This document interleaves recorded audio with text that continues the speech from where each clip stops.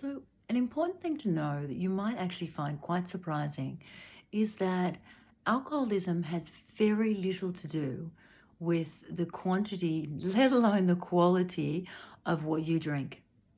And the other thing is, people are often misdiagnosed.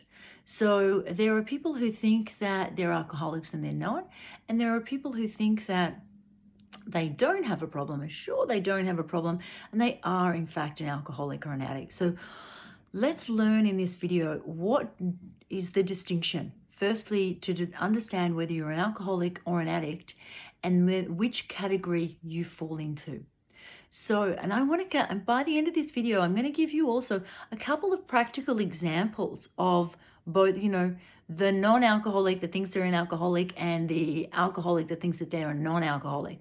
So again, further information. So we've got lots of videos on here. So not only can you kind of academically understand and really based on neuroscience and all of the research data, assess your behaviors and your validity against the criteria to understand where you truly stand, but also here and not feel alone in this. And I think that's a really big part of this journey, because whether you're abusing substances or whether you're an alcoholic, there is some reason you are pathologically self-soothing. And for that, we just want to give you some love and compassion, and we help you find your way to what is the next best step for you. And we don't need to get hung up on labels. The only reason we need these labels, whether it's alcohol abuse or alcoholism and dependence, is that we then understand what is the next course forward. That's the only reason. So let me give you a couple of examples so you can hopefully feel a little bit better. Now, I want to be really clear that I'm not going to, I understand this journey very well. And I understand that you can abuse alcohol to a certain point. Beyond that point, the neurology changes and you can no longer go back to a place of control. So I'm going to be really honest. We have to assess whether you're before that point or not. And again, I'm a straight shooter here. I'm going to be really honest with you. If you have to control your alcohol, it has some control over you. So there is a problem. That's not a question.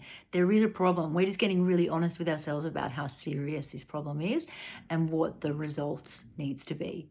So as I mentioned, let's look at a couple of criteria. People think because they don't drink every night, they're not an alcoholic. Doesn't matter. If you're obsessed with drinking and you're pathologically self-soothing, you have a problem with alcohol. On the other side of that, if you're only drinking, if you're drinking lots but you can put it down, then that means that you're not an alcoholic. If you're somebody who abuses alcohol over periods of time, so you've had a death or a divorce or a difficult period and you really have drunk, you've been getting drunk and you've been getting blackout drunk, then you've been abusing alcohol, my friend. Like there's no question about that, that is a certainty. But whether you are an alcoholic, whether your neurology has shifted and you have to, because if the neurology is shifted, the only solution is sobriety, because you don't go back to control and normal drinking. So what we want to do from here is we want to watch the next video on what is alcoholism, am I an alcoholic? And then if you are an alcoholic, we look at, there's two things. If you are an alcoholic, we look at how to gain sobriety and what's the best way to do it. And again, at your own pace. There's lots of options. There's no quick fixes here, but there's lots of different options.